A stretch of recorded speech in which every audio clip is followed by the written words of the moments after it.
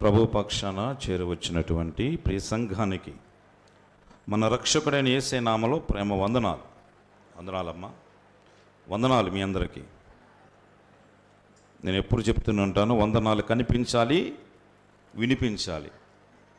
వందనాలు మరొక మారు. ఓకే, అది నిజమైన వందనాలు అంటే. ఓకే, దేవుని వాక్యాన్ని మనము కొద్ది నిమిషాల సేపు ఆలకిద్దాం.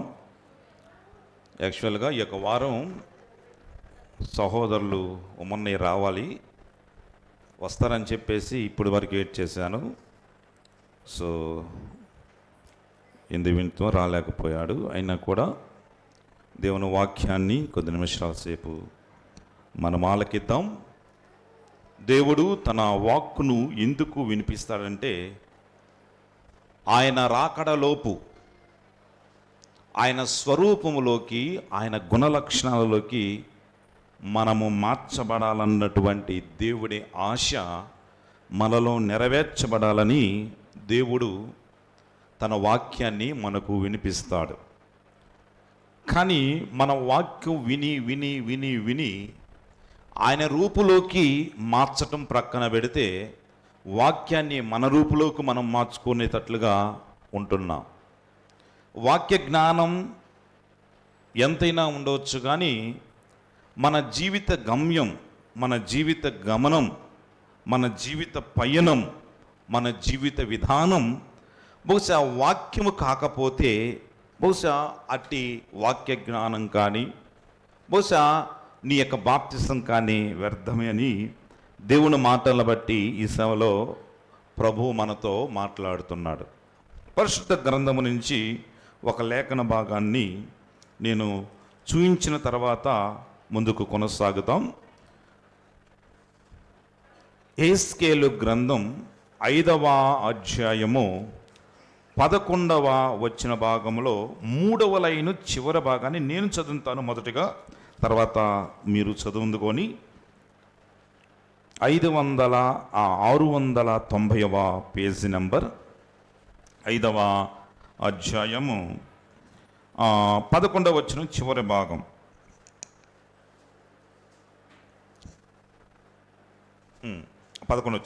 నీ హేయ దేవతలన్నీ పూజించి నీవు చేసిన హేయమైన క్రియలన్నిటినీ చేత నా పరిశుద్ధ స్థలమును అపవిత్రపరిచితివి గనుక కరుణాదృష్టి అయినను జాలి అయినను లేక నేను నిన్ను క్షీణింపచేసేదనని నా జీవము తోడు ప్రమాణము చేయొచ్చు. నేను మళ్ళీ నా పరిశుద్ధ స్థలమును అపవిత్రపరిచితివి కనుక కరుణాదృష్టి అయినను జాలి అయినను లేక నేను నిన్ను క్షీణింపచేసేదనని నా జీవము తోడు ప్రమాణము చేయుచున్నాను. దేవుడు ఈ మాటల్ని మన కోసం దీవించునుగాక. ఇప్పుడు మనం చదువుకున్న భాగాన్ని మీరు మాట్లాడకుండా విని ఉన్నట్లయితే మీరు మరొక మారు మాట్లాడటానికి సందేహిస్తారు. నేను చాలా భయంకరమైన మాట ఇప్పుడు బైబిల్ గ్రంథములో నుంచి చదివాను. ఇక్కడ ఒక స్టేట్మెంట్ను దేవుడు ఇస్తున్నాడు. నా పరిశుద్ధ స్థలమును అపవిత్రపరిచితిరి అని అంటున్నాడు. ఈ యెహెజ్కేలు గ్రంథం చాలా శ్రేష్టమైన గ్రంథం. దేవుడు చాలా సూటిగా, స్పష్టంగా మనందరితో మాట్లాడేటువంటి చాలా కఠినమైనటువంటి గ్రంథం అని నేను చెప్తాను. బహుశా ఈ యొక్క యెహెజ్కేలు గ్రంథంలో బహుశా నేను చాలా తక్కువ సార్లు చదివాను. ఎందును బట్టి అంటే నాకు భయం వేస్తుంది ఆ యొక్క మాటలు చదువుతుంటే. కొన్ని మాటలు చాలా భయం గొలుపుతాయండి. ఆ మాటలు వింటున్నప్పుడు దయగలిగిన దేవుడు, కృపగలిగిన దేవుడు ఇంత కోపంతో ఉంటాడా, ఇంత బాధ పెడతాడా అని చెప్పేసి మనకు ఆశ్చర్యవేయక మానదు ఈ యొక్క యెహెజ్కేలు గ్రంథాన్ని బట్టి. బహుశా ఇక్కడ మనం చెబుతున్న ఇంకా ఈ యొక్క గ్రంథం మొత్తం మనం చూసినట్లయితే ఈ గ్రంథంలో ఏమున్నాయి అంటే, మందిరం యొక్క మహిమ ఏంటి, మహిమ కోల్పోయిన మందిరం ఎలాగ ఉంటుంది, కోల్పోయిన మహిమను దేవుడు మరలా ఈ మందిరానికి ఎలాగిస్తాడు అని ఈ గ్రంథం మొత్తంలో రాయబడి ఉన్నట్లుగా మనం చూస్తున్నామండి. ఈ గ్రంథంలో మనం స్పష్టంగా తెలుసుకునేది లేకపోతే వినేది ఏంటంటే, బహుశా దేవుడు తన పిల్లల మీద కోపపడినా, దేవుడు తన పిల్లల మీద భయంకరమైన కోపోద్రేకుడైనా కూడా ఆ కోపము సదాకాలము బహుశా దేవుడికి ఉండేది కాదు. తన బిడ్డల మీద జాలి చూపేటువంటి దేవుడండి. ఆయన కోపము ఎంతకాలం ఉంటుంది? ఆయన కోపం ఎంతకాలం ఉంటుంది? బైబిల్ గ్రంథం ఉన్నారు, మీకు తెలుసు కదా. ఆయన కోపం ఎంతకాలం ఉంటుంది? ఎంత ఉంటుంది? ఎంత ఉంటుంది? 1 నిమిషం ఉంటుందమ్మా.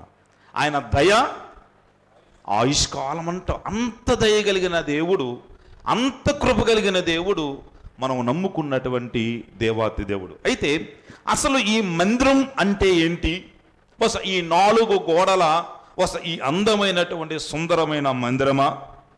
అంత మాత్రమే కాదు, ఈ యొక్క వెలుగుతో నింపబడినటువంటి, ఈ యొక్క లైటింగ్ వెలుగుతో నింపబడినటువంటి ఈ యొక్క మందిరమా, ఈ గోడలో ఉన్నటువంటి స్థలమా అంటే, నూతన నిబంధన చూస్తే 1 తిమోతి పత్రిక 3వ అధ్యాయం 15వ వచన భాగంలో ఒక మాట ఉంది. దేవుడు మందిరం అంటే ఏంటి అని 1 తిమోతి రాసినటువంటి పత్రిక 3వ అధ్యాయము 15వ వచన భాగంలో ఒక మాట ఉంది. ఆ మాటను చూద్దాం.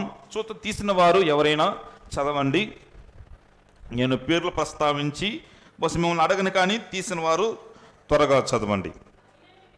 అయినను నేను ఆలస్యము చేసిన ఎడల దేవుని మందిరములో, అనగా జీవము గల దేవుని సంఘములో జనులెలాగు ప్రవర్తించవలెనో మీకు తెలియవలనని ఈ సంగతులు మీకు రాయిచున్నాను. అనగా దేవుడి మందిరం అనగా జీవము కలిగిన దేవుని సంఘం. ప్రభునందు ప్రియమైన వాళ్ళరా, ఈ సంఘం, ఇట్టి మందిరం సత్యమునకు స్తంభముగా నిలబడాలి. అది దేవుని ఉద్దేశం అండి.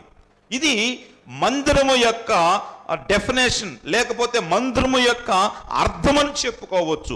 జీవము కలిగిన దేవుని సంఘం అని తెలియజేస్తున్నాడు. అయితే ఈ యెహెజ్కేలు గ్రంథములో ఇట్టి జీవము కలిగిన దేవుని సంఘాన్ని, దేవుని మందిరాన్ని తనకి ఏమై ఉన్నాడో చెప్తున్నాడు. 5వ అధ్యాయం 11వ వచన భాగంలో ఇది ఏంటంట? నా పరిశుద్ధ స్థలం అని అంటున్నాడు. ఎవరు అంటున్నారు? శ్యామ్ కాదంటుంది, లేకపోతే రాజు కాదంటుంది, సంఘ పెద్దలు లాజర్ గారు కాదంటుంది. ఇది దేవాతి దేవుడే, పరిశుద్ధమైన దేవుడు.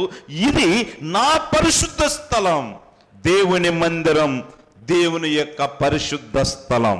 అంత మాత్రమే కాదు, అదే యెహెజ్కేలు గ్రంథం 47:7లో ఇది నా గద్దె స్థలం, ఇది నా పాదపీఠం. ఇంకా చాలా మాటలు ఉన్నాయండి, అంత చాలా మాటలు ఉన్నాయి. ప్రభునందు ప్రియమైన వాళ్ళరా, ఇది ఆయన పరిశుద్ధ స్థలం అంటున్నాడు. ఇది నా గద్దె స్థలం, నా పాదపీఠం అంటున్నాడు. ప్రియమైన వాళ్ళరా, దేవుని మందిరం అంటే ఏదో ఆషామాషిగా, ఏదో నిర్లక్ష్యంగా వస్తున్నాం, పోతున్నాం, కూర్చుంటున్నాం, తింటున్నాం, త్రాగుతున్నాం, ఏదేదో చేస్తున్నాం. మందిరం అంటే నిర్లక్ష్యంగా ఉందా? జాగ్రత్త. దేవుడే స్పష్టంగా చెప్పాడు, ఇది నా పరిశుద్ధ స్థలం. జాగ్రత్త ప్రియమైన సహోదరి, ఆదిలో నుండి దేవుడు మనుషులతో ఉండటానికి ఇష్టపడ్డాడు. అయితే తర్వాత నిర్గమాకాండ గ్రంథం 25వ అధ్యాయం 8వ వచనంలో దేవుడు మోషేతో బహుశా ఒక మాట అన్నాడు, నేను వారి మధ్య నివసించున్నట్లు నాకు ఒక పరిశుద్ధ స్థలమును నిర్మించమన్నాడు. ప్రియమైన సోదరులారా, దేవుడు మనతో ఉండటానికి, దేవుడు మనతో సహవాసం చేయటానికి, దేవుడు మన బాధలు వినటానికి, దేవుడు మన ఆక్రందన వినటానికి, దేవుడు మన కన్నిటిని తన కవలలో దాచటానికి దేవుడు ఇచ్చినటువంటి ఒక స్థలం ఈ మందిరం, ఆయన పరిశుద్ధ స్థలం. అంత మాత్రమే కాదు, నాకు ఒక పరిశుద్ధ స్థలాన్ని నిర్మించాలని చెప్పాడు. అంత మాత్రమే కాదు, ఆ మందిరములో ఏమి ఉండాలో చెప్పాడు, ఏ కొలతలతో ఉండాలని చెప్పాడు. ఒక మందసం ఉండాలన్నాడు, కరుణాపేట ఉండాలన్నాడు. అంత మాత్రమే కాదు, ఈ విధమైన తెరలు ఉండాలన్నాడు, దీపవృక్షం ఉండాలన్నాడు, బలిపీఠ ఉండాలన్నాడు, ఇలాగా ఒక గంగాళ ఉండాలన్నాడు. ఇలాగా ఆయన ఏమి కోరుకున్నాడో ఆ కోరుకున్నవి మోషే చేత చేయించుకున్నవాడుగా, ఆయన నిర్ణయించి చేసిన వాడిగా ఉన్నాడండి.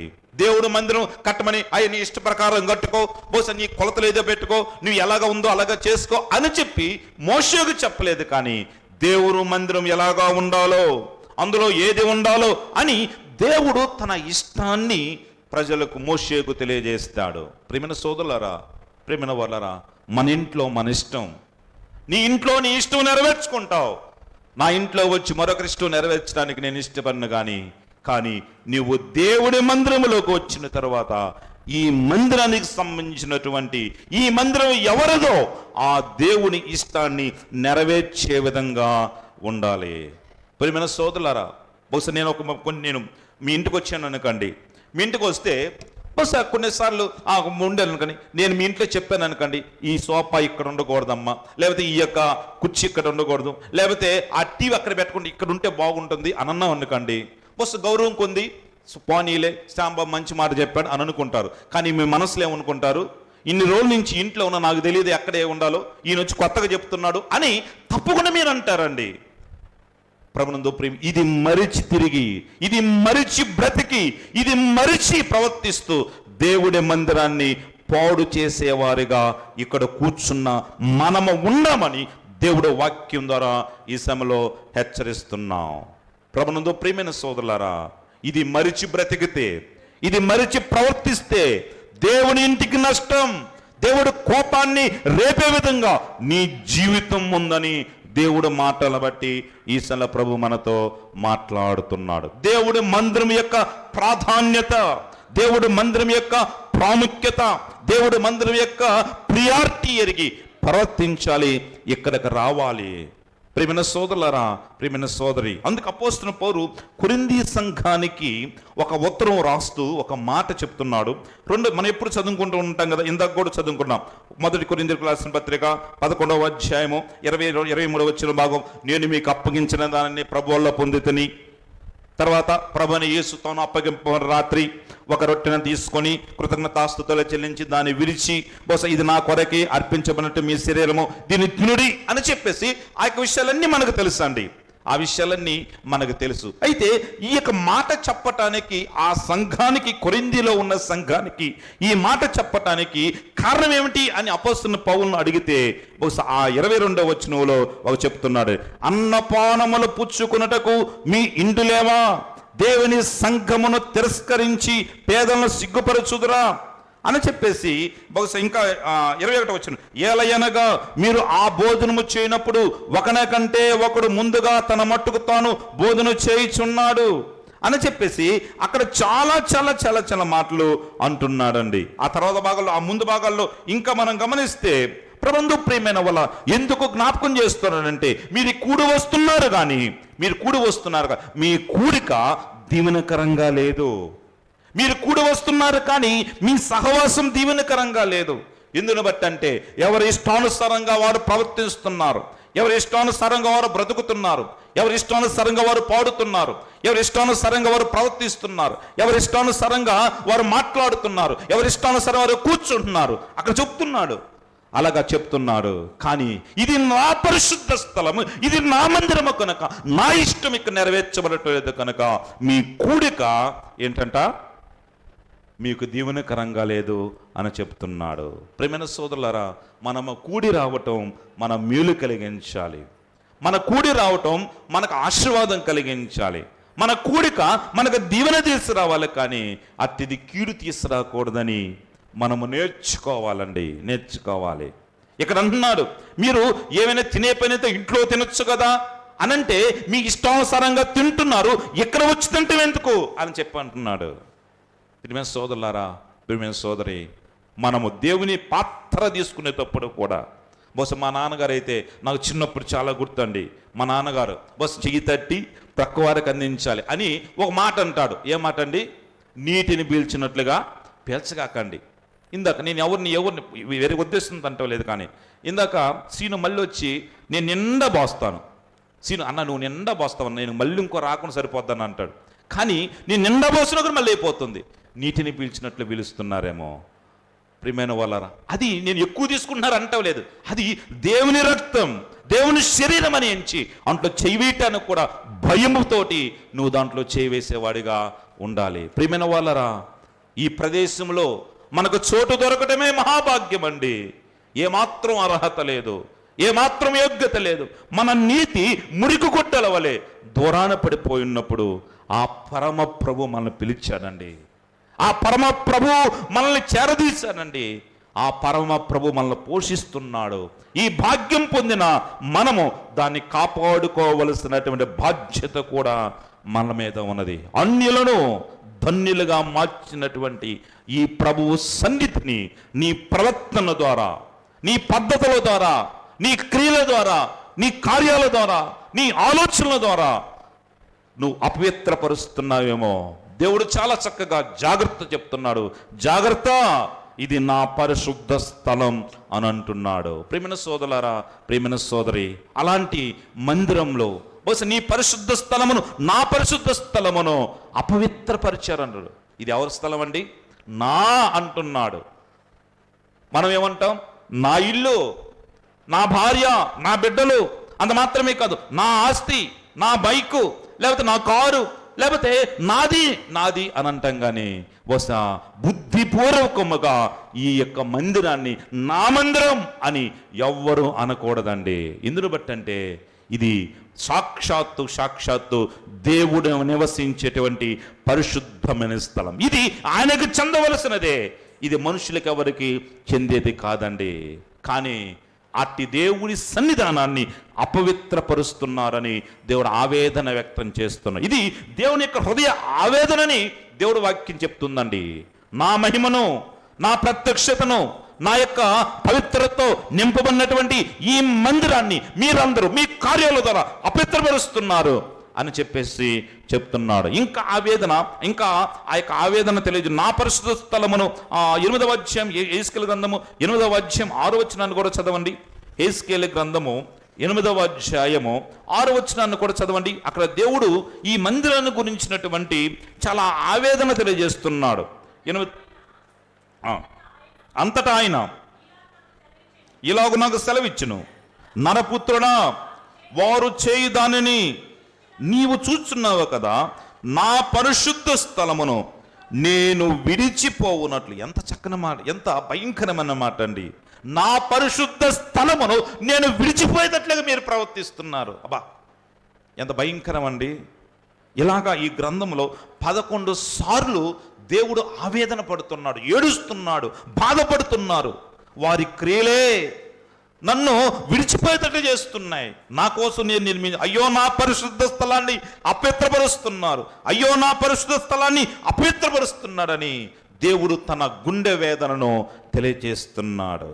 మనం ఉన్న స్థలం ఏంటో మనకు అర్థమైతే, మనం వస్తున్న స్థలం మనం ఏమిటో మనకు అర్థమైతే, మనము ఈ స్థలానికి రావటానికి వెనక ఏం జరిగిందో అర్థం చేసుకుంటే ఎలాగా ప్రవర్తించాలి ఇక్కడ అన్నది తప్పకుండా నీవు తెలుసుకుంటావు. అంత మాత్రమే కాదు, ఈ స్థలం ఏమిటో నీకు తెలియకపోతే నీ ఇష్టానుసారముగా ప్రవర్తిస్తావండి. ప్రియమైన సోదరులారా, ప్రియమైన సోదరి, బహుశా నాకు ఎప్పుడు గుర్తు వస్తుందండి. బహుశా చర్చి కట్టేటప్పుడు అందరూ ఈ వెనక డిజైన్ చూసేసి బాగుంది అని చెప్పేసి వస్తున్నారు. దేవుని నమ్ముకునే వ్యక్తి వాకింగ్కి వెళ్ళి వస్తూ మీ చర్చిలో మంచిగా డెకరేషన్ చేశారంట కదా అని చెప్పేసేసి, అప్పుడు మనలో ఏమీ లేదు, బహుశా కలర్ ఏం చెల్లి ఒకటేశారు. బహుశా అప్పుడు ఆ వ్యక్తి బహుశా వాకింగ్కి వెళ్ళి వస్తూ షూ ఇప్పటానికి బహుశా ఆ యొక్క కష్టం అంటే ఎందుకులే అని చెప్పేసేసి, ఏదో ఇంకా చర్చి స్టార్ట్ కాలేదని చెప్పి చెప్పులు వేసుకొని లోపలికి వచ్చాడు. నాకు చాలా బాధేసింది నేను ఎందుకు రప్పించానా అని చెప్పేసి. అనగా ఆయనకు తెలియదు ఇది పవిత్ర స్థలమని, ఆయనకు తెలియదు ఇది పరిశుద్ధ స్థలమని, ఆయనకు తెలియదు ఇది పవిత్రమైన దేవుడు నివసించే స్థలం అని చెప్పి.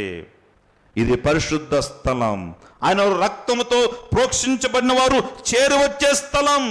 దీన్ని జాగ్రత్తగా ఉండవలసిన బాధ్యత నీ మీద, నా మీద, మనందరి మీద ఉన్నది అని తెలియజేస్తున్నా. ఇది బాగా ఉంచటం అంటే ఏదో ఉదయాన్నే శుభ్రం చేయటం కాదండి.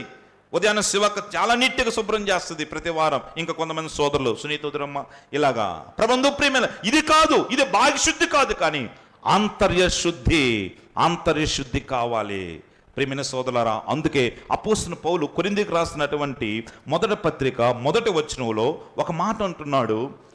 చూద్దాం. కొరింథీయులకు రాసినటువంటి మొదటి పత్రిక మొదటి వచనం. దేవుని చిత్తము వలన యేసుక్రీస్తు యొక్క అపోస్తలులుగా ఉండుటకు పిలువబడినటువంటి పౌలును సహోదరైన సరిపోతును కొరింథీయులోనున్న దేవుని సంఘమునకు, అనగా క్రీస్తు యేసు నందు పరిశుద్ధపరచబడే వారిని పరిశుద్ధులుగా ఉండుటకు పిలువబడినవారు. మనం ఎందుకు పిలువబడ్డాం? తమ్ముడు ఇందాక చెప్పాడు, మనం పరిశుద్ధులుగా ఉండటానికి పిలువబడిన సంఘంగా ఉన్నామండి. పరిశుద్ధులుగా ఉండటానికి పిలువబడ్డాం. అయితే పరిశుద్ధులుగా సాగుతున్నామా? ప్రియమైన సోదరులారా, దేవుడు నీతో చల్లగా మాట్లాడుతున్నాడు. దేవుడు చాలా క్షేమకాలంలో నీతో మాట్లాడుతున్నాడు. భయంకరమైన పరిస్థితి నెలకొంది. ఇందాక ఒక మాటని బహుశా ఒక 10 నిమిషాలు నేను మాట్లాడి బహుశా నా నోటి నుంచి మాట్లాడలేదండి. భయంకరమైన వ్యాధులు, భయంకరమైన బాధలు, భయంకరమైన ఇబ్బందికరమైన పరిస్థితులు నెలకొంటున్నాయి. ఏమవుతుందో, ఏ క్షణం ఏమవుతుందో, ఏ దినం ఏమవుతుందో, ఎప్పుడు పోతామో తెలియదండి. రీసెంట్గా నిన్న కాక మొన్న ఆయన బాగానే ఉంటాడు. ప్రభక్ వల్ల అన్నగారు బాగానే ఉంటాడు. ఇటీవల కాలం బాగలేదు. ఒక నెలలో బహుశా నెలకు బాగానే అన్ని షంట్లింగ్ చేయించుకుని అన్ని బాగానే ఉన్నాయి. నిన్న కాక మొన్న చనిపోయాడండి వాళ్ళ అన్న, అంటే వాళ్ళ పెద్దమ్మ వాళ్ళ కొడుకు. ప్రభుని అంత బాగానే ఉంది. ప్రియమైన సోదరుల, లోక పరిస్థితులు మారిపోతున్నాయి. ఒకనొక కాలంలో బహుశా భర్తలు భార్యను చంపేవాళ్ళని చెప్పి భయపడేవాళ్ళు. ఇప్పుడు ఏం చేస్తున్నారు? భార్యలే భర్తను చంపుతున్నారు. ప్రతిరోజు ఇలాగా పరిస్థితులన్నీ మారిపోతున్నాయి. పరిశుద్ధులుగా ఉండటానికి పిలువబడ్డాం. అయితే పరిశుద్ధులుగా కొనసాగుతున్నామా? దేవుడి మార్గం ఇరుకైన మార్గమే, ఒక ఇరుకైన ద్వారమే. ఆయన మార్గము కూడా ఇరుకైనదేనండి. ఒక ఇరుకైన ద్వారం ఉందనుకోండి, చాలా ఇరుక్కొని పక్కగా తిరిగి ఆ ఇరుకైన ద్వారం గుండా మనము బహుశా ముందులకు పోతాం. అయితే ఆ మార్గము కూడా, ద్వారం వెనక మార్గము కూడా బస్ ఇరుగ్గా ఉంటే మనం ఎలాగ ఉండం? ఇరుకిరుగ్గానే పోవాలి. చివరి ఎప్పటి వరకు? ఆ యొక్క మార్గాన్ని అంతము వరకు, గమ్యం చేరేంత వరకు. ప్రియమైన సోదరులారా, నువ్వు ఎప్పుడు పరిశుద్ధంగా బ్రతకాలనుకుంటావు, పవిత్రంగా బ్రతకాలనుకుంటావు, కానీ నిన్ను కృంగదీసే ఒక సైతాను క్రియలు ఉంటుంది. నిన్ను కృంగదీసే సైతాను ఆలోచన ఉంటుంది. దాని టార్గెట్ ఏంటంటే నీ పవిత్రతను, నీ పరిశుద్ధతను పాడు చేయాలి, డిస్టర్బ్ చేయాలన్నదే సైతాను. ప్రభునందు ప్రియమైన వాళ్ళరా, అయితే ఆ సైతానుకు మన జీవితంలో తావు లేకుండా, లోకానికి మన జీవితంలో తావు లేకుండా, ఇరుకైనా కూడా విశాలంగా భావించి ఆ మార్గములో పరిశుద్ధులుగా కొనసాగాలి. ప్రియమైన సోదరులారా, ప్రియమైన సోదరి, ఈ పరిశుద్ధ స్థలాన్ని పవిత్రముగా ఉంచవలసిన బాధ్యత నీ మీద, నా మీద, మనందరి మీద ఉన్నదన్న వాస్తవాన్ని గుర్తించు. నువ్వు దేవుని పాసందికి రావటానికి నీ జీవితం, నీ అలవాట్లు, నీ పద్ధతులు, నీ ఉన్న తీరు సహకరించడం లేదా? ఏమాత్రం సందేహించదు. నువ్వు రావద్దు. నీ ద్వారా దేవుని సంఘం అపవిత్రపరచబడుతుంది. నీ ద్వారా దేవుని సంఘం అపవిత్రపరచబడుతుంది, అపరిశుద్ధంగా మారిపోతుంది. ప్రభువు ఆకాను పాపం, చిన్న పాపమే, కొద్దిగా తీసుకువచ్చి గుడారం మధ్యలో ఏం చేశాడండి? దాచి ఉంచాడు. కానీ ఏం చేస్తున్నారు? ఏం జరిగింది? యుద్ధంలో ఎవరు ఓడిపోతున్నారు? ఆకాను ఒక్కడే ఓడిపోతున్నాడా? కాదు.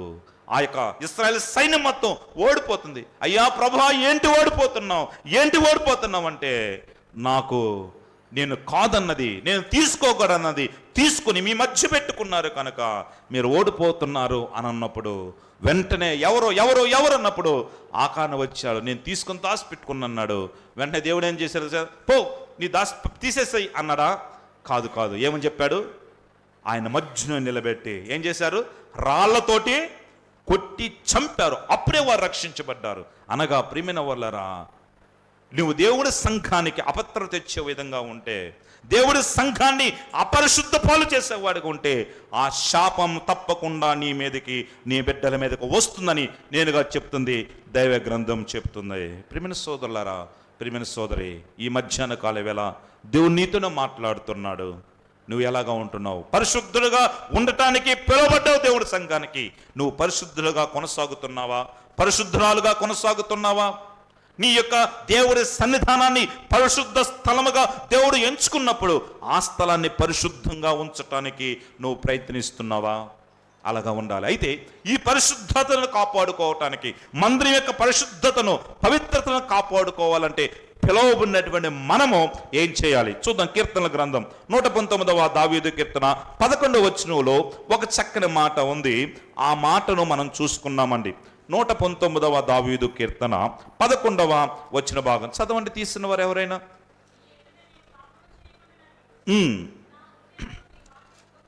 నా హృదయములో నీ వాక్యమును ఉంచుకొని ఉన్నాను, నీ ఎదుట నేను పాపము చేయకుండానట్లు నా హృదయములో నీ వాక్యమును. ఎంత చక్కని మాట! దేవుడు వాక్యం మన హృదయములో ఉంచుకోవాలి. దేవుడు వాక్యం మనల్ని బలపరుస్తుంది. దేవుడు వాక్యం మనల్ని క్రమపరుస్తుంది. దేవుడు వాక్యం రెండంచులు కలిగిన ఖడ్గం వంటిదండి, ఖడ్గం వంటిది. ఎందుకంటే విశ్వాసం ఎలాగా బ్రతకాలో, ఎలాగా అనుసరించాలో, ఎలాగా జీవించాలో, ఈ లోక యాత్రలో ఎలాగా నిర్ణయాలు తీసుకోవాలో, అంత మాత్రం ఈ లోక యాత్రలో ఎలాగ ముగింపు వరకు ఉండాలో తెలియజేసేది దేవుడు వాక్యం అండి. ప్రియమైన సోదరులారా, ఆ వాక్యాన్ని మన హృదయములో ఉంచుకోవాలి. అప్పుడే నీ ఉన్న స్థలాన్ని పరిశుద్ధపరుచుకుంటావు. ప్రియమైన సోదరులారా, ప్రియమైన సోదరు, ఎలాగా ఉన్నది మన జీవితం, మన బ్రతుకు? దేవుడు వాక్యం మన హృదయంలో ఉంటుందా? బైబిల్ గ్రంథంలో ఉంటుందిలేండి, మన యొక్క షెల్ఫ్లో ఉంటుందిలేండి. అంత మాత్రమే కాదు, ప్రతి మంగళవారమో, ప్రతి గురువారమో, ప్రతి శనివారమో, ప్రతి ఆదివారమో చేతిలో పట్టుకు రావటానికి చక్కని బైబిలు, అట్టలతో ఉన్న బైబిలు, అంత మాత్రమే రంగురంగుల బైబిలు. అంత మాత్రమే కాదు, ఒకరికి ఇద్దరు 2-3 బైబిల్స్ ఉండవచ్చు. ఒకసారి ఊరికొస్తే ఒక బైబిల్, మనం కొనుక్కున్నది ఒక బైబిల్, కొత్త నిబంధన ఒక బైబిల్, ఎన్నో బైబిల్ ఉండవచ్చు. దాని గురించి అనటం లేదు. ఈ వాక్యం ఎలాగా ఉండాలి? మన హృదయములో దాచుకోవాలి. అది మన హృదయములో, మన మనస్సులో ఉంటే మన జీవితంలో వాక్యానికి విలువనిస్తాం. పాపము జోలికి వెళ్ళమండి. పాపము జోలికి నువ్వు వెళ్తున్నావంటే, పాపము దగ్గరికి నీవు వెళ్తున్నావంటే, లోకములో కలిసిపోయేవాడిగా ఉంటావంటే, లోకము నీ దగ్గరికి వస్తుందంటే కారణం నీవు దేవుడు వాక్యానికి విలువనీయటం లేదు. ఆదికాండ గ్రంథములో అవ్వ పండును తినక ముందు ఎన్నోసార్లు ఆ చెట్టును చూసుండిద్దా ఉండదా? చాలాసార్లు చూసుండిద్ది. ఆడిపోతున్నప్పుడు, ఇడిపోతున్నప్పుడు బస్ ఆ చెట్టు ప్రక్కన ఉన్న ఇంకో కాయ కోసుకొని తింటూ ఉండవచ్చు. బహుశా అప్పుడు ఆదాం గుర్తు, నేను అనుకో డ్రమటికల్గా మాట్లాడుకుంటే ఆదాం గుర్తు చేసుకోను, బహుశా ఆ పుణ్ను తినద్దుకూడదు కదా, దాని దగ్గరికి వెళ్ళగాకు అని ఆదాం అండి ఉండవచ్చు. అయ్యో ఆ దగ్గరికి వెళ్ళకూడదు, ఎందుకంటే ప్రభువు దాన్ని తినొద్దన్నాడు కనుక దాన్ని తినలేదు అని చెప్పేసేసి అది మంద కాదు, అసలు దాన్ని వైపు చూడకూడదు అన్నట్లుగా ఉండవచ్చండి. కారణం దేవుని మాట ఆమె హృదయంలో ఉన్నది. కానీ ప్రభునందు ప్రియమైన వాళ్ళరా, సైతాను ఒక రోజు వచ్చిందండి. సైతాను ఒక మాట చెప్పింది. దేవుడు మాటను తీసి ప్రక్కన పెట్టి సైతాను మాటను హృదయంలో దాచుకుంది. సైతాను చెప్పిన మాట విన్నది. సైతాను చెప్పిన మాట ప్రకారం ఆ చెట్టు దగ్గరికి వెళ్ళింది. ఆ చెట్టు పండు కోస్తున్నప్పుడు ఆ హృదయంలో ఎవరు మాటలున్నట్టు? దేవుడు ఉన్నట్ట? దేవుడు మాటలున్నట్ట? కాదు. దేవుడు మాట తీసి పక్కన పెట్టి సైతాను మాటను బహుశా తన హృదయంలో పెట్టుకుంది. కనుకనే ఆటోమేటిక్గా ఆ పండును కోసుకొని తిన్నది అండి. ప్రియమైన సోదరులారా, ప్రియమైన సోదరి, ఎలాగా ఉన్నది మన భక్తి జీవితం? దేవుని నమ్మిన కొత్తలో చాలా చాలా అగ్ని రగిలిపోతుంటుంది మనం అండేది. అబద్ధం ఆడితే అయ్యో నేను అబద్ధం ఆడానే, లేదా ఒక చిన్న తప్పు చేస్తే అయ్యో నేను చిన్న తప్పు చేశానే అని చెప్పేసి అపవాద భావంతో కృంగిపోతాం. వెంటనే ఇంట్లోకి వెళ్తాం, ప్రార్థన చేస్తాం, అయ్యా నన్ను క్షమించు ప్రభా, అయ్యా నన్ను క్షమించు ప్రభా, అయ్యా నన్ను క్షమించు ప్రభా అని చెప్పి ప్రార్థన చేస్తాం. కారణం దేవుడు వాక్యం మనలో ఉన్నది కనుక. కానీ రాను బహుశా అలాగ అనిపించటం లేదు, ఆ బాధ మనలో ఉండటం లేదు, ఆ ఆవేదన మనం ఉండటం లేదు. బహుశా దేవుడు వాక్యానికి వ్యతిరేకంగా ప్రవర్తిస్తున్నామన్న మనస్సు మనకు రావటం లేదు. కారణం దేవుడు వాక్యం అలవాటైపోయింది.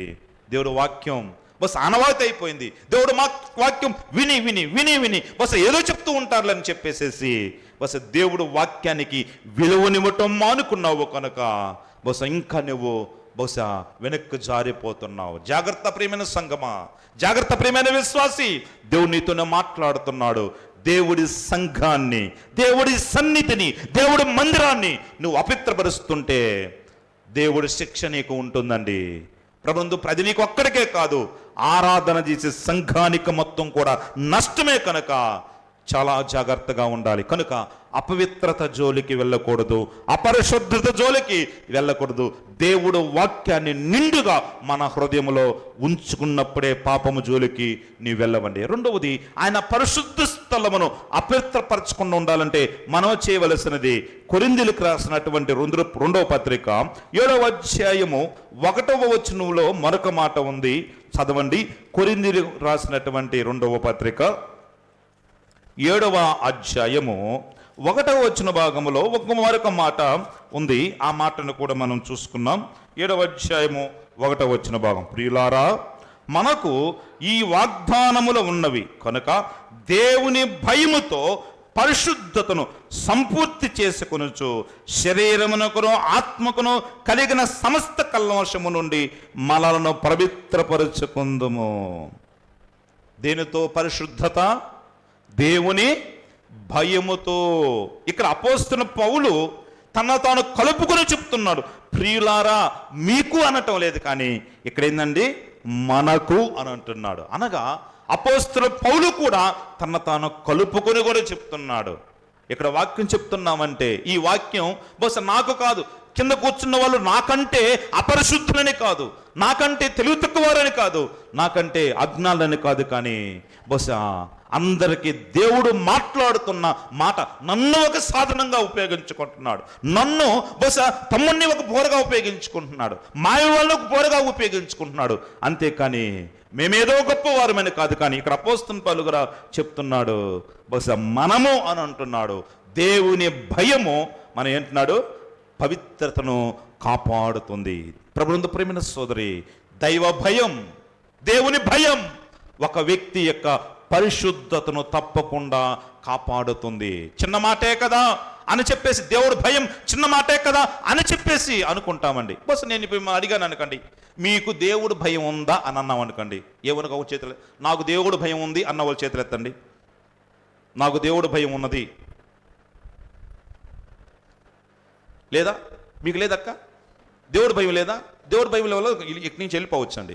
దేవుడు భయం లేనో లేవు, అసలు ఇక్కడ అవసరమే లేదు అనుకున్నాక నీకు లేదా? చేతులు ఎత్తు. అయితే అందరికి దేవుడు భయం ఉందా? ఓకే, దించండి. ఓకే, మంచిది. ఇప్పుడు నేను 3 వచనాలు చదువుతా, 3 వచనాలు చూపిస్తా. అది విన్న తర్వాత నేను మళ్ళీ చేతులు ఎత్తమన్నా, కానీ బహుశా నాకు దేవుడు భయం ఉన్నదా లేదా అన్నది మీరే తెలుసుకోండి. చూద్దామండి, చూద్దాం. దేవుడు భయం అంటే ఉన్నదంటే సరిపోదు, ఉన్నదని చేతులెత్తే సరిపోదు, కానీ మన ప్రవర్తన లేని భయం, వ్యర్థమైనటువంటి భయం, ఉత్తిత్తి భయం. దేవుడు మాట అంటే ఏదో భయం అట్ట కాదు కండి, మన ప్రవర్తనతో కూడిన భయం ఉండాలి. చూద్దాం. ఆదికాండ గ్రంథం 48వ అధ్యాయము 18వ వచన భాగంలో ఒక చక్కని మాట ఉంది. అక్కడ ఒక వ్యక్తి కూడా మనకు కనిపిస్తాం, మనం ఎప్పుడు చూస్తాం. ఆదికాండ గ్రంథం 42వ అధ్యాయము 18వ వచన భాగం చూడండి. 42వ అధ్యాయం 18వ వచన భాగం, 42వ అధ్యాయం 18వ వచన భాగం.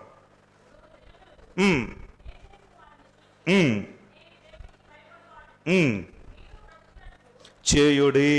ప్రభునందు ప్రియమైన వాళ్ళరా, ఇక్కడ మాటలన్నీ మనం చూస్తే దేవుడు భయం కలిగిన వారు ఎవరు? పగ తీర్చుకొనరు అని ఫస్ట్ మాట చెప్తున్నాడు. దేవుడు భయం ఉన్న వాళ్ళు ఏం చేయరు? పగ తీర్చుకొనరు. నిజముగా దేవుడికి భయపడుతున్నావంటే, దేవుడు భయానికి నీ జీవితంలో తావున్నదంటే, దేవుడికి భయపడి నువ్వు ప్రవర్తిస్తున్నావంటే, దేవుడికి భయపడి ఉదయం నుంచి సాయంత్రం వరకు నువ్వు కొనసాగుతున్నావంటే, ప్రియమైన వాళ్ళరా, మనం ఏం చేయమండి? మనము పగ తీర్చుకొనము. ఇక్కడ యేసేపు కూడా పగ తీర్చుకోవటానికి అన్ని విధాల అవకాశాలు ఉన్నాయండి. వాడిని ఏం చేస్తే అది చేయొచ్చు. అరే, నన్ను గుంట్లో దోస్తారా, నన్ను అమ్మి వేస్తారా, నన్ను హింసలు పెడతారా, నేను చచ్చిపోయానని నాన్నకు చెప్తారా, నేను చచ్చిపోయానని చెప్పేసి అందరికీ చాటింపేస్తారా, కనుక మీ సంగతి తెలుస్తా. ఒకనొక సమయంలో నేను కల చెబితే అయ్యా నేను నా యొక్క పన నిలబడింది, మీ పనులన్నీ నాకు సాష్టాంగపడ్డాయంటే ఒరే పిచ్చోడా అని చెప్పి నన్ను నిందించినటువంటి వారు నా ఎదుట ఉన్నారు, నేను పగ తీర్చుకోనాలి అని చెప్పేసి అనుకోవాల్సినటువంటి బహుశా యోసేపు ఏం చేస్తున్నాడు, నేను దేవుడికి భయపడువాడను. ప్రియమైన సోదరులారా, నిజంగా దేవుడికి భయపడితే నువ్వు పగ తీర్చుకొనవు.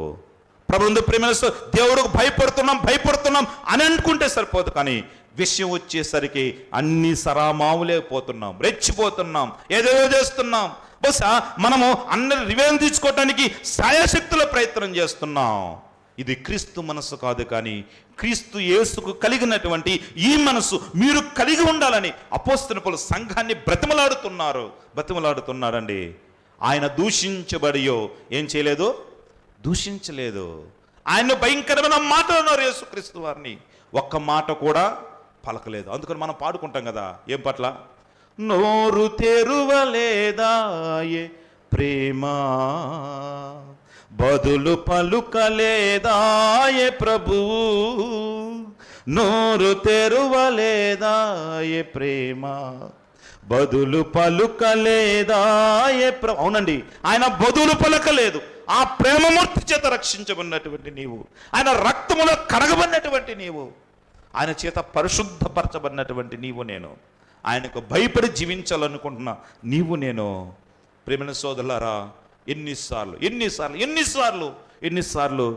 ఆయన భయం లేకుండా ప్రవర్తించాం, ఆయన భయం లేకుండా మాట్లాడాం, ఆయన భయం లేకుండా పగ తీర్చుకున్నాం, ఆయన భయం లేకుండా ఇతరులను దూషించాం, ఆయన భయం లేకుండా దేవుని పాదస్థానాలకు వచ్చి పాడబడాం, ఆయన భయం లేకుండా పాసంగా ప్రార్థన చేశాం, ఆయన భయం లేకుండా ఈ పాసనలు వచ్చి మన పెత్తనాలు చేశాం.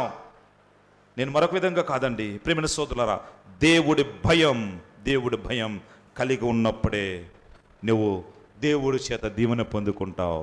ప్రియమైన సోదరులారా, దేవుడు భయం ఉంటే తప్పకుండా దేవుడి సన్నిధానాన్ని పవిత్రముగా ఉంచేవాడిగా నీవు నేను ఉంటామండి. దేవుడికి భయపడేవాడు ఎప్పటికీ వెనుతిరగడండి. నువ్వు దేవుడికి భయపడ్డావా, లోకానికి భయపడవు. దేవుడికి భయపడ్డావా, వ్యాధులకు భయపడవు. దేవునికి భయపడ్డావా, ఈ లోకములో దేనికి నీవు నెరవక ముందుకు కొనసాగుతావు. ఎప్పుడైతే దేవుడు భయం నీలో ఉండదో, ఈ లోకం నిన్ను భయపెడుతుంది, శ్రమలు నిన్ను భయపడతాయి, ఇతరులు నిన్ను భయపెడతారు, సమస్తము నీకు భయానకంగా కనిపిస్తున్నదండి. ప్రేమైన సోదరులారా, దేవుడికి భయపడాలి. దేవునికి భయపడేవాడు వెనుక తిరగడు. అది ఆదికాండ గ్రంథం 22వ అధ్యాయము 12వ వచనాన్ని కూడా చూడండి. ఆదికాండ గ్రంథము 22వ అధ్యాయము 12వ వచన భాగంలో కూడా మరొక మాట ఉంది. 12వ వచన భాగం చూడండి. 12వ వచన భాగం, అప్పుడు ఆయన, ఆ చిన్నవాని మీద చెయ్యి వేయకము, అతను ఏమీ చేయకము, నీకు ఒక్కడై ఉన్న నీ కుమారుని నాకీయవని తిరగలేదు గనక నీవు దేవుడికి భయపడువాడవని ఇందువలన నాకు. ఎంత మంచి మాట అండి. దేవుడే సాక్ష్యం ఇస్తున్నాడు. ఇది దేవుడిచ్చినటువంటి సాక్ష్యం. నీవు దేవుడికి భయపడువారని ఎలాగ నిర్ధారణ అయిందంటే, తనకు బాధ అయినా, తనకు కష్టమైనా, తనకు ఇబ్బంది అయినా, తనకు భయంకరమైనటువంటి వ్యధైనా, గుండె కోతైనా కూడా బహుశా ఏం చేస్తున్నాడు, దేవుడి మాటకు వెనుదిరగలేదు. ప్రియమైన సోదరులారా, ఇందాక చేతులెత్తినంత మనం ఎన్నిసార్లు వెనక్కి తిరిగాం, ప్రార్థనలో వెనుదిరిగాం. అది మాత్రమే కాదు, వాక్యం వెనుదిరిగాం, అది ఈయటంలో వెనుదిరిగాం, దేవుని సేవలో వెనుదిరిగాం. అది మాత్రమే, దేవుడి కోసం బ్రతకడంలో వెనుదిరిగాం, దేవుడి కోసం నిర్ణయాలు తీసుకోవటం వెనుదిరిగాం. బస్ ఇలాగ చూసుకుంటే ఎన్నోసార్లు ఆత్మీయతలో వెనుదిరిగాం, దేవుని ప్రేమలో వెనుదిరిగాం, సహోదరుని ప్రేమించడంలో వెనుదిరిగాం, పగ తీర్చుకోవటంలో బస్ ముందుకు పోయాం, కానీ వెనుదిరగలేదు. ప్రేమైన సోదరులారా, ఎన్నిసార్లు వెనుకం. అయితే నీకు దేవుడు భయం ఉన్నట్ట? అబ్రహాము తనకి ఒక్కగానొక్క నలుసయ్యా, 100 సంవత్సరాల పొరు పుట్టాడయ్యా. ఏంటి ప్రభు ఇది, నిన్ను వదిలిపెడతాలయ్యా, నీతో నాకు సంబంధం లేదు, ఆ కొడుకును ఉంచేసేయి అని చెప్పేసి అమ్మనవలసినటువంటి అబ్రహాము, అయ్యా నేను దేవుడికి భయపడినవాను కనుక నువ్వు చెప్పింది నేను వినదీను అని అన్నాడండి. ప్రియమైన సోదరులారా, ఎన్నిసార్లు వెనక్కిపోయావు, ఎన్నిసార్లు జారిపోయావు, ఎన్నిసార్లు దేవుడికి వ్యతిరేకంగా దూరంగా పారిపోయావు. దేవునితో మాట్లాడుతున్నాడు. దేవుడి భయం లేకపోతే నువ్వు సమస్తాన్ని వెనక్కి తీసుకుంటావు. దేవుని పాసం రాకుండా వెనక్కిపోతున్నావు అంటే ఈ వారం బావచ్చులే, నెక్స్ట్ వాక్ బావచ్చులే, అది మాత్రమే కాదు నెక్స్ట్ వీక్ ఇచ్చలే, ఆ తర్వాత ఇచ్చలే, లేకపోతే నెక్స్ట్ రోజు ప్రార్థన చేసుకోవచ్చులే, నెక్స్ట్ రోజు బైబిల్ చదువుకోవచ్చు. ఇలాగా ప్రతి ఒక్కటి వెనుకేస్తున్నావు అంటే కారణం నీలో దేవుని భయం లేదండి. మూడవది నెహెమ్యా గ్రంథం 5వ అధ్యాయం 15వ భాగంలో మరొక మాట మనం చూస్తున్నామండి. దేవుడు భయం ఉన్న వాళ్ళు ఎలాగ ప్రవర్తిస్తారు? మొదటగా పగ తీర్చుకున్నారు, రెండవదిగా విరుదిల్చారు, మూడవది చూస్తాం 5వ అధ్యాయము 15వ భాగం నెహెమ్యా గ్రంథం చూద్దామండి. 5వ అధ్యాయము 15వ భాగం తీసిన వారు చదవండి. 5వ అధ్యాయం 404వ పేజీ నెంబర్ 15వ భాగం. అయితే నాకు ముందుగా నుండిన అధికారులు జనుల యొద్ద నుండి ఆహారమును ద్రాక్షారసమును 40 తులముల వెండిని తీసుకుని వచ్చి వారి పనివారు సహా జనుల మీద భారం మోపుచూ వచ్చారు. అయితే దేవుని భయము చేత నేను అలాగునా చేయలేదు. ఏందంట? దేవుడి భయము చేత నేను అలాగూ చేయలేదు. దేవుడు భయం ఉన్నవారు ఏందండి? అందరిలా ప్రవర్తించరు. ప్రియమైన సోదరులారా, నా ముందు ఉన్నవారు తీసుకున్నారు, నా ముందు ఉన్న ఇబ్బంది పెట్టారు, నా ముందు ఉన్నారు వారి ఇష్టానుసారంగా డబ్బులు తీసుకొని వారిని ఇబ్బంది పెట్టిన వారికి ఉన్నారు. అయితే నేను మాత్రం అలాగా తీసుకోను, నేను అలాగా ఉండను, నేను కానీ అలాగా ప్రవర్తించను. ఎందుకు పెట్టంటే నేను దేవుడికి భయపడువాడను. ప్రియమైన సోదరులారా, దేవుడికి భయపడేవారు అందరిలా ప్రవర్తించరు. నువ్వు దేవుడికి భయపడుతున్నావు అంటే నువ్వు అందరిలా ప్రవర్తించు, లోకస్తుల్లా ప్రవర్తించు, లోకస్తుల్లా మాట్లాడవు, లోకస్తుల్లా నీ జీవితంలో ముందు కొనసాగవు. నీ మార్గం వేరుగా ఉంటుంది, నీ పద్ధతి వేరుగా ఉంటుంది, నీ యొక్క విధానం వేరుగా ఉంటుంది, నీ నిర్ణయాలు వేరుగా ఉంటాయి, నీ చూపులు, నీ ఆలోచనలు సమస్తం వేరుగా ఉంటుంది. కారణం నీవు దేవుడికి భయపడేవాడవు.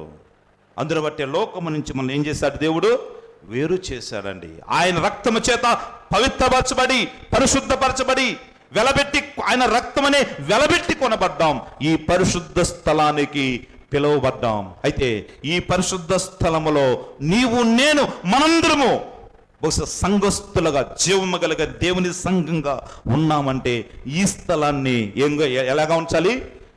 పవిత్రముగా ఉంచాలి. దేవుడు నిన్ను శిక్షించక ముందే, దేవుడు హెచ్చరించినప్పుడే, వీటి యందు నాకు సంతోషం లేదని చెప్పు సముద్రంలో రాకముందే నీ సృష్టికర్తను తెలుసుకోవాలని ప్రభు ఈసారి నీతో మాట్లాడుతున్నాడు. దేవుడికి భయపడేవాడువా నువ్వు? దేవుడికి భయపడుతున్నావా? అందరూ చేయవెత్తం మంచిదే, పగ తీర్చుకున్న వాడిగా ఉన్నావా? నువ్వు చేయవెత్తం మంచిదే, వినుదిరిగిన వాడిగా ఉన్నావా? నువ్వు ప్రవర్తించడం మంచిదే, అందరిలాగా ప్రవర్తించేవాడిగా ఉంటే నీ దేవుని భయం నీలో లేదని దేవుడు వాక్యం చెప్తుందండి. కనుక దేవుడు వాక్యం హృదయంలో ఉంచుకుంటే ఈ స్థలాన్ని పరిశుద్ధపరుచుకుంటావు, పవిత్రంగా ఉంచుకుంటావు. దేవుడికి భయపడేవాడివి అయితే ఈ స్థలాన్ని పరిశుద్ధపరుచుకుంటావు, పవిత్రపరుచుకుంటావు. అలా కాని పక్షంలో దేవుడి యొక్క కోపానికి నువ్వు నేను గురవుతాం. అందుకే దేవుడు వాక్యం తెలియజేస్తుంది. ఏమంటుంది? ఇది నా గద్దె స్థలం, ఇది నా పాదపీఠం, ఇది నా పవిత్ర స్థలం, నేను మీతో సహవాసం చేయటానికి నిర్మించుకున్నటువంటి స్థలం. ఈ స్థలాన్ని అపవిత్రపరుస్తారా?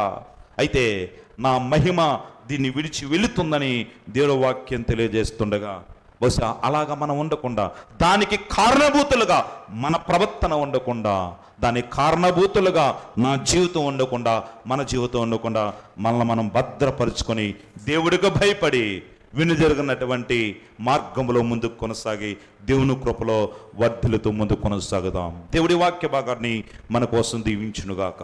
అందరు తల వంచండి, కళ్ళు మూసుకుని ఒక్క నిమిషం అందరం ప్రార్థన చేద్దాం. ఈ సమయంలో ఒకే ఒక్క నిమిషం ప్రార్థన చేద్దాం. దేవుడు వాక్యం నిన్ను దర్శించింది, దేవుడు వాక్యం నీతో మాట్లాడింది. ప్రియమైన సోదరుడా, ప్రియమైన సోదరి, దేవుడు భయం ఉండే ప్రవర్తిస్తున్నావా? ఎన్నిసార్లు వినుదిరిగావు, విశ్వాసంలో జారిపోయావు, ఆయన సన్నిధానంలో జారిపోయావు, క్రమంలో జారిపోయావు, దేవుడు భయం లేకుండా ఆయన పాదశంలో ప్రవర్తించావు. ఎన్నిసార్లు నీ ఇష్టాను ఇది నాది అన్నట్లుగా ప్రవర్తించావు. దేవుడు వాక్యం తెలియజేస్తుంది, ఇది నీది కాదు, ఇది నాది, పవిత్ర స్థలమని దేవుడే మాట్లాడుతుండగా ఆయనది నువ్వు ఆక్రమించుకున్నట్లుగా, ఆయన నువ్వు ఆక్యుపై చేస్తున్నట్లుగా నీ జీవితం ఉంటే పరిశుద్ధాత్మ నీతో మాట్లాడుతున్నాడు. నిన్ను ఒప్పుకోవాలి, పశ్చాత్తాపడాలి. అయ్యా నన్ను క్షమించు ప్రభా, అయ్యా నన్ను మన్నించు ప్రభా. నీ పాద సన్నిధిలో నేను ఎన్నిసార్లు నీకు వ్యతిరేకంగా జీవించి వచ్చి పాట పాడాను, మాట్లాడాను, ప్రవర్తించి వచ్చాను, కానుక వేశాను. అపవిత్రత ఈ స్థలానికి తీసుకొచ్చినటువంటి భయంకరమైన దుర్మార్గుడుగా ఉన్నానయ్యా. అయ్యా నన్ను క్షమించు. నా మాటల చేత నేను నీకు వ్యతిరేకంగా జీవిస్తున్నావు, నా చూపుల చేత నీకు వ్యతిరేకంగా జీవించి వచ్చావేమో, నా ఆలోచనల చేత నీకు వ్యతిరేకంగా జీవించి వచ్చావేమో, నా తీరు చేత నీకు వ్యతిరేకంగా జీవించి వచ్చావేమో, నీకు ఇవ్వవలసినది ఇవ్వకుండా నీకు వ్యతిరేకంగా జీవించి వచ్చావేమో, ఇవ్వవలసినదాన్ని వెను తీసుకుని నా జేబులో పెట్టుకొని చిల్లి సంచిలో వేసినట్లుగా నా జీవితంలో ఇబ్బంది పాలవుతున్నామేమో. నన్ను క్షమించయ్యా. నీ భయం లేకుండా నేను ప్రవర్తించాను, నీ భయం లేకుండా నేను ప్రవర్తించాను, నీ భయం లేకుండా నేను బ్రతికాను ప్రభు ఇంతకాలం. అయ్యా నన్ను క్షమించు, నన్ను మన్నించు నాయన, నన్ను మన్నించు. ఆయన దగ్గర పశ్చాత్తాపడు, తప్పకుండా క్షమిస్తాడు. ఇది నా గద్దె స్థలం, ఇది నా పరిశుద్ధ స్థలమని దేవుడు ఎంచుకున్న స్థలాన్ని అపవిత్రపరిచేవాడిగా ఉన్నావేమో. మరొక మారు జాగ్రత్త ప్రియమైన సోదరులారా. నీ వచ్చే క్రమం, ఉండే క్రమం, మాట్లాడే క్రమం ప్రతి ఒక్కడు చూస్తున్న దేవుడు మాట్లాడుతున్నాడు, చూస్తున్న దేవుడిని హెచ్చరిస్తున్నాడు, చూస్తున్న దేవుడు నిన్ను తీసివేయక ముందే, త్రాసులో త్రుయ్యక ముందే మనం సర్దిదిద్దుకున్నాం.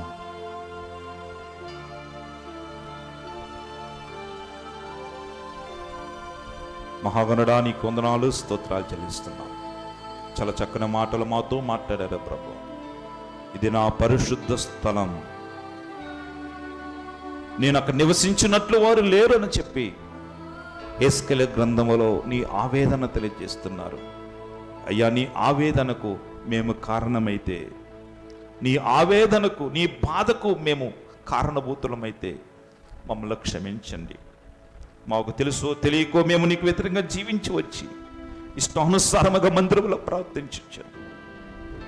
మమ్మల్ని మన్నించండి అయ్యా. నీ శాపం మా మీదకి రాకముందే, నీ కోపం మా మీద రగులకముందే, నీ అగ్ని మమ్మల్ని కాల్చకముందే మేము దీనులుగా నీ యొక్క సన్నిధానముకు మేము చేరి ప్రణమిల్లుతున్నాం. క్షమించండి, క్షమించండి, క్షమించండి నాయన అని ప్రార్థన చేస్తున్న ప్రతి ఒక్కరిని క్షమించి, పశ్చాత్తాపడుతున్న వారిని మన్నించి, నీ యొక్క సన్నిధానాన్ని పవిత్రపరిచే వారిగా వారిని మలచమని, మార్చమని, వారి బ్రతుకుని దిద్దమని, మరొక మారు అట్టి భయంకరమైన పరిస్థితి వారి జీవితంలో లేకుండా వారిని భద్రపరచమని యేసుక్రీస్తు వారి శ్రేష్ఠ నామంలో ప్రార్థించి స్తుతించి అడిగి వేడుకుంటున్నాం తండ్రి. ఆమేన్, ఆమేన్, ఆమేన్.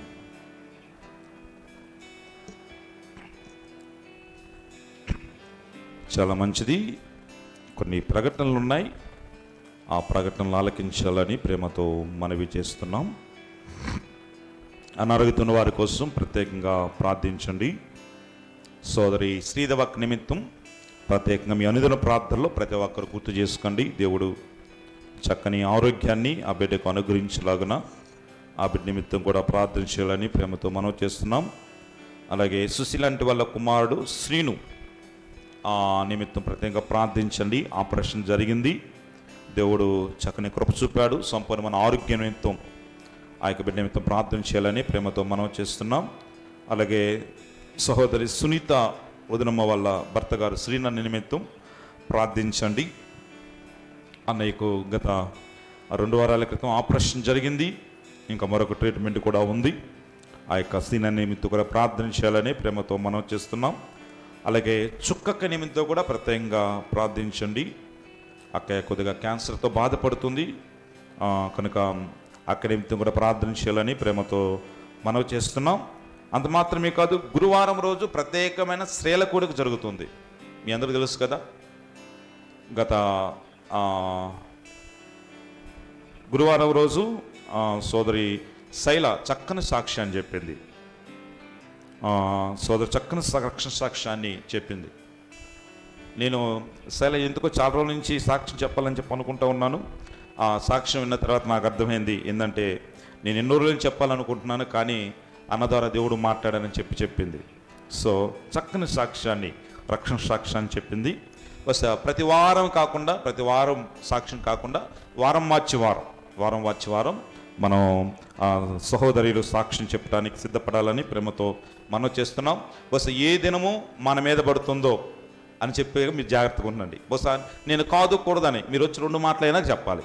2 మాటలైనా కూడా చెప్పాల్సినటువంటి బాధ్యత తప్పకుండా ఉంది. కనుక గురువారం రోజు ప్రత్యేకమైన స్త్రీల కూడిక జరుగుతుంది కనుక ప్రతి ఒక్కరూ తప్పకుండా పాల్గొనాలని ప్రేమతో మనం చేస్తున్నాం. గత వారం సోదరి కల్పన చక్కని వాక్యాన్ని అందించింది. నెక్స్ట్ వీక్ సోదరి సునీత దుర్మ గారు వాక్య సందేశాన్ని అందిస్తారు. కనుక తప్పకుండా ప్రతి ఒక్కరు చేరి రావాలని ప్రేమతో మనవి చేస్తున్నాం. అంత మాత్రమే కాదు, ఏదైనా తమ్ముడు సునీల్ రోజు కుమారుడు సునీల్ తన యొక్క బర్త్డేని జరుపుకుంటున్నాడు. బర్త్డే అంటే ఈరోజు బర్త్డే అబ్బాయిది. కనుక సునీల్కు ప్రత్యేకమైనటువంటి హార్దిక జన్మదిన శుభాకాంక్షలు. Many more happy returns of the day Sunil. ఇందు బట్టి ఆన్లైన్లో వింటూ ఉంటాడు కనుక తమ్ముడికి చెప్తున్నాను, దేవుడు మిమ్మల్ని దీవించునుగాక. తమనేమితో కూడా ప్రార్థన చేయాలని ప్రేమతో మనం చేస్తున్నాం. అంత మాత్రమే కాదు, వివాహమై ఒకరోజు ప్రార్థనకు వచ్చి మళ్ళీ వెళ్ళిపోయారు. మళ్ళీ చాలా రోజుల తర్వాత తమ్ముడు డాక్టర్ పాస్వాన్ అలాగే సంధ్య దేవుని పాస్తానికి వచ్చారు. వారు రేపు 27వ తారీఖు వారు నూతనంగా కాపురం నంద్యాల పట్టణంలో పెడుతున్నారు. దానికి కావాల్సిన ఏర్పాట్లన్నీ వారు చేసుకుంటున్నారు.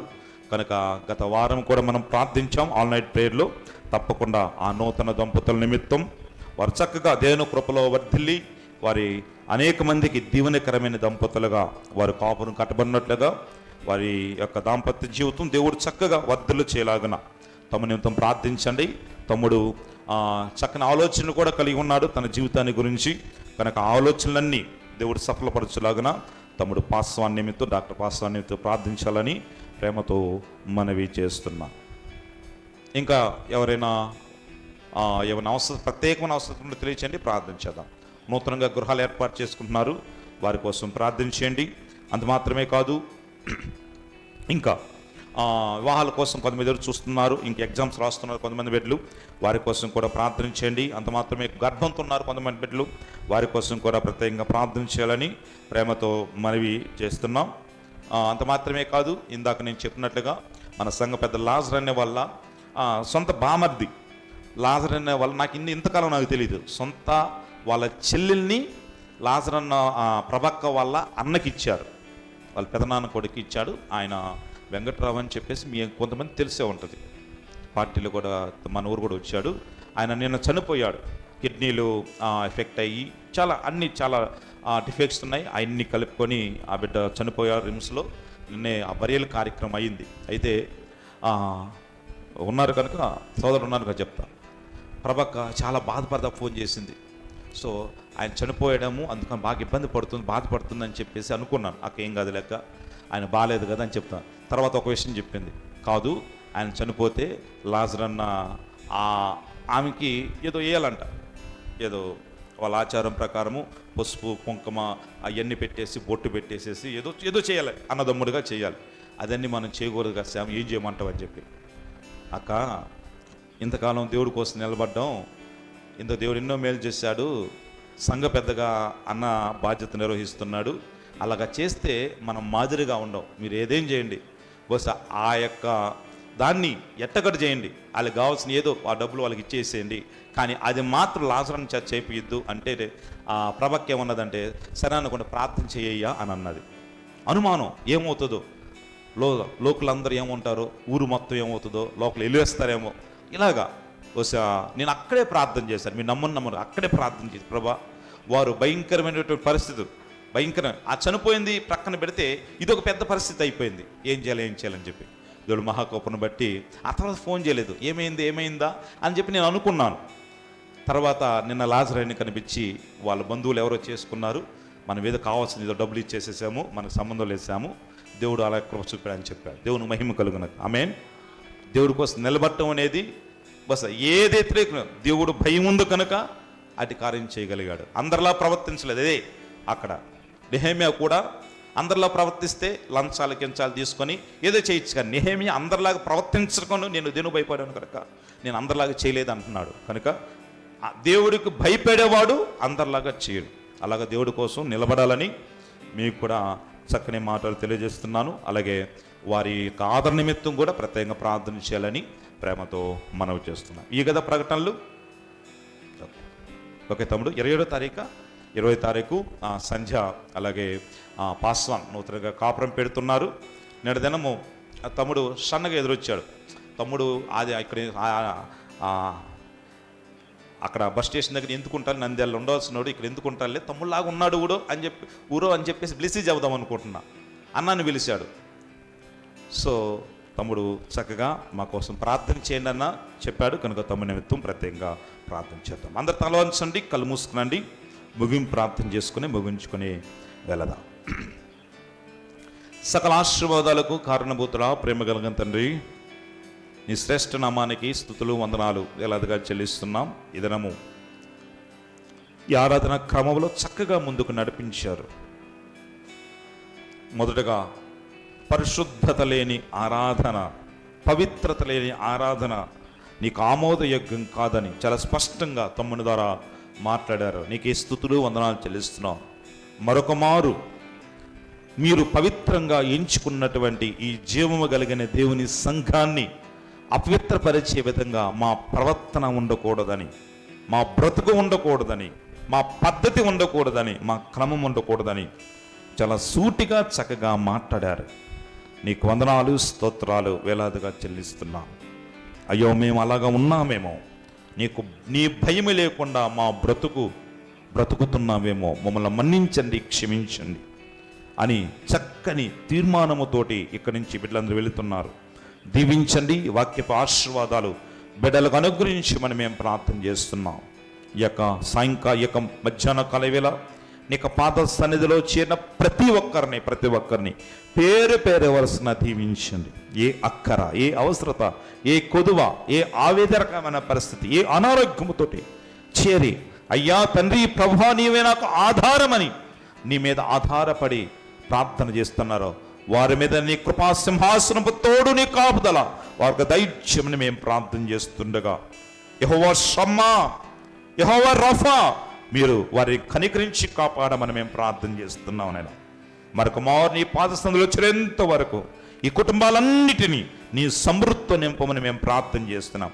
వారి ప్రయాణాల్లో మీ సహాయం దయచండి, వారి వ్యాపారాల్లో మీ సహాయం దయచండి, వారి పనిబాట్లలో మీ సహాయం దయచండి, వారి ఉద్యోగాల్లో మీ సహాయం దయచండి, వారి ప్రయత్నాల్లో మీ సహాయం దయచండి. వారు ఏది తలపెట్టినా కూడా వారు సఫలత పొందుకునే విధంగా నీ కృపతో నింపమని మేము ప్రార్థన చేస్తున్నాం. ఏ చోటకు వెళ్ళినా కూడా క్షేమంగా, ఆరోగ్యంగా, సంతోషముతోటి తిరిగి ఇంటికి రావటానికి సహాయాన్ని దయచేయమని మేము ప్రార్థన చేస్తుండగా మీరే కృప చూపండి. ప్రత్యేకంగా నూతన దంపతులుగా మా మధ్యకు చేరినటువంటి అయ్యా తమ్ముడు పాస్వాన్ నిమిత్తం అలాగే సంధ్యా నిమిత్తం ప్రార్థన చేస్తున్నాం ప్రభా. వారు చక్కని కాపురంగా పట్టారు. నీకు ఏ స్తుతులు వందనాలు చెల్లిస్తున్నాం ప్రభా. వారి మధ్య మీరు ఉండి చక్కగా నడిపించమని మేము ప్రార్థన చేస్తున్నాం ప్రభా. నీ సమృద్ధి నింపండి ప్రభా. అనేక మందికి మాదిరికరమైన దంపతులుగా వారి జీవితాలు, వారి కాపురం దిద్దమని మేము ప్రార్థన చేస్తున్నాం. 27వ తారీఖు వారు చక్కగా నూతనమైన కాపురాన్ని వారు ఏర్పాటు చేస్తున్నారు. ఇంతకాలం సంధ్య వారి యొక్క తల్లిదండ్రుల దగ్గర ఉంది, పాస్వాన్ తల్లిదండ్రుల దగ్గర ఉన్నారు.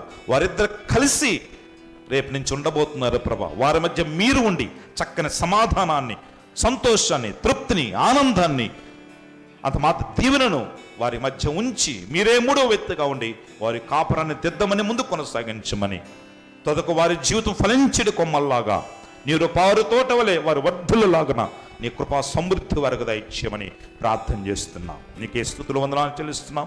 ప్రభక్క నిమిత్తం కూడా ప్రార్థన చేస్తున్నాం. లాజరు నిమిత్తం ప్రార్థన చేస్తున్నాం ప్రభా.